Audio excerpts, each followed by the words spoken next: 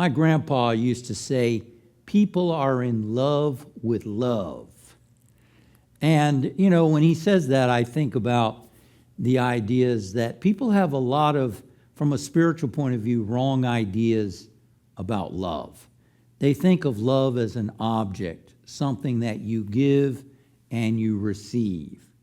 Or they think of love as something you make, or if you find the right person, love will spontaneously happen inside of you. And people are confused about love. They're like a moth flying toward a flame and hitting a window, bouncing around, trying to figure it out. And from a spiritual, metaphysical point of view, love is not an object you give and receive. Love is something that you are. You are a spiritual being. And consequently, when you take time to get still and experience your higher self with a capital S, you experience love. You experience God's love. And that's the love that we can only ever experience. Someone once said that you don't receive love, you don't give love. What happens is when you're with someone you're comfortable with, you relax enough, you put your defenses down enough to experience and express the love that you are. And when you experience that kind of love, then you can see it in another and you can share it with another. But that takes courage. A lot of people don't have the courage to love. They think, well, they have to earn God's love. They have to be worthy of God's love, and maybe they're not worthy. And what I'm here to say to you today is you don't earn God's love. It's not a matter of being worthy to receive it. It's a matter of simply accepting it. God's love simply is. It's part of a law. It's God. There's a scripture verse that says, I have loved you with an everlasting love. That God is always loving you. It's like the sun is always shining. You don't earn the sun. Now, if a person has the shades pulled down in their house and they want to experience the sun, they've got to let the shades up and let the sun shine in. See? You don't earn the sunshine. Same is true with gravity. Gravity holds, it's been said, gravity holds the saint and the sinner in their seats. Doesn't play favorites. And that's how God is. God is being love all the time. That's why Jesus used that analogy that the sun shines on the just and the unjust. Gravity holds everyone to the ground. It doesn't play favorites. So, experiencing God's love, that transcendent love within you, is something that you just need to receive. And know that God is love. I'm created in the image of God. I'm an expression of God, like the wave is an expression of the ocean. And I just need to get still and quiet and receive that love. Be open to experiencing that presence. Now, for some, that may be difficult. That's a practice. You have to practice being still and receiving that love that's always there. That love is always being you. It's at the center of your being, but you got to quiet your mind, open your heart to feel that flow of love. Now, one practice that you can do is to just tell yourself, God loves me. God loves me. And part of you might go, I don't feel worthy of God's love. Does God really love me? I remember years ago when I was first on the spiritual path, I thought about, does God exist? And if God exists, God must be love, because I can't believe in a God other than that. Now, I was raised Jewish, and I had this idea that God loved me, but God also judged, and, so it took a while for me to accept that God is love. But as I accepted that and kept thinking about it, eventually I accepted it in my being, that God is love. And so when you tell yourself, God loves me, there may be a part of you that doesn't feel worthy. There may be a part of you that questions that. But if you keep telling yourself, God loves me, God loves me, as Emily Cady pointed out in her book, Lessons in Truth, eventually you'll start to feel it, and you'll start to see people around you treat you differently. You'll start to see people expressing love towards you because you're now radiating love. You're now experiencing that transcendent presence of love that's always within you. So when you say, God loves me, you begin to experience God's love from within. I have loved you with an everlasting love. That love is always there. Doesn't matter what you've done, what mistakes you've made. God loves you. God is love. It's the love that is your true being. So take time to be still and receive that love.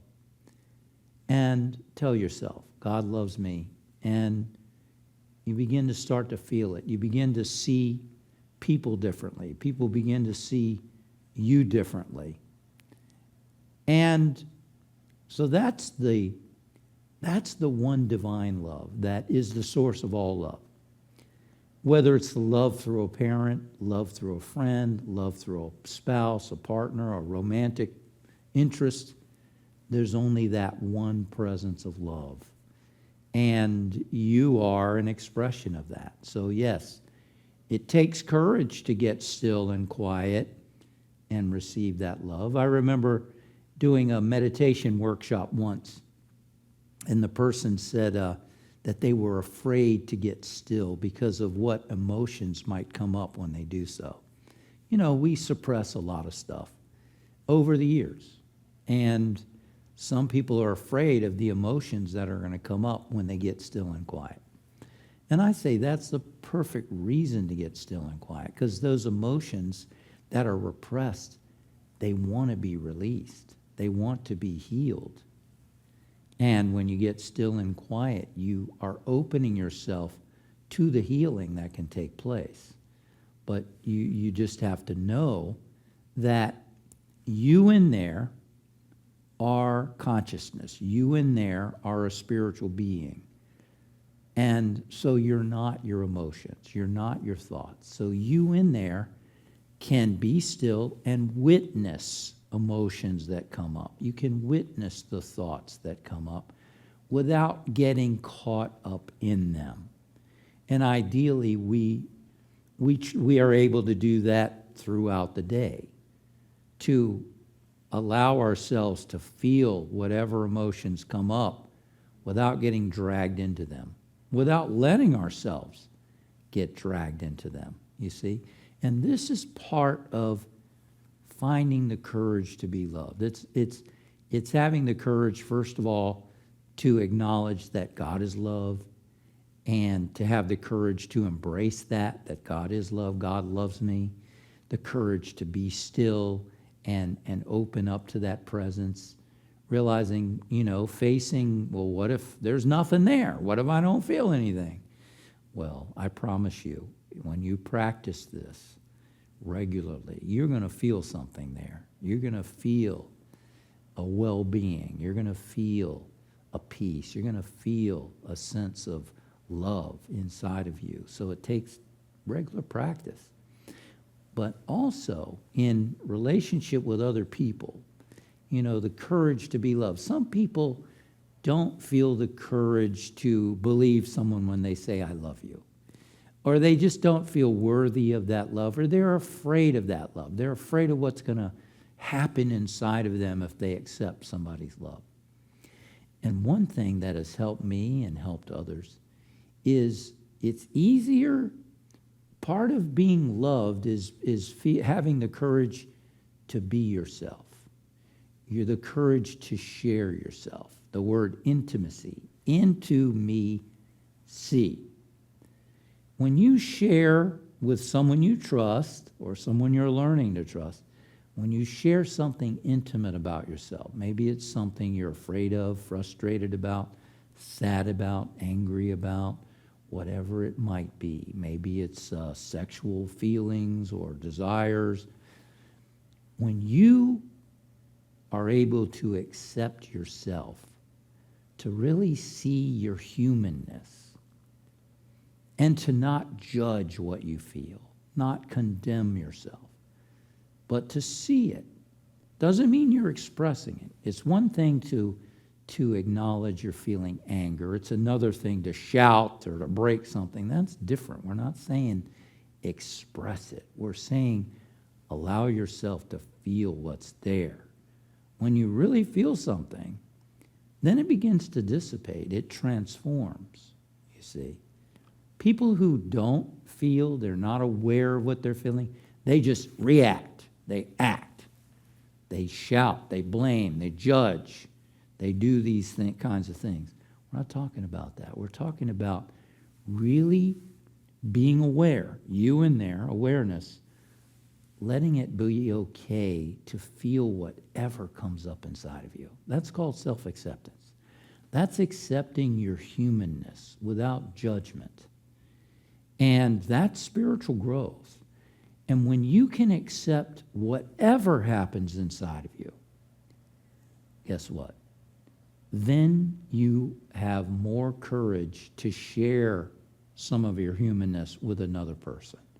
To share, I'm really afraid about that, or I'm really upset about that, or I'm frustrated about this, or I really have this desire for whatever. And if you've accepted your humanness, you have more courage to reveal yourself to another person. And if that person has enough love for themselves and enough acceptance for themselves, and they accept you, that's healing too. Because now you have shared yourself. Maybe you're afraid to share something with somebody. You're afraid of being rejected. You're afraid of how they're going to receive your humanness.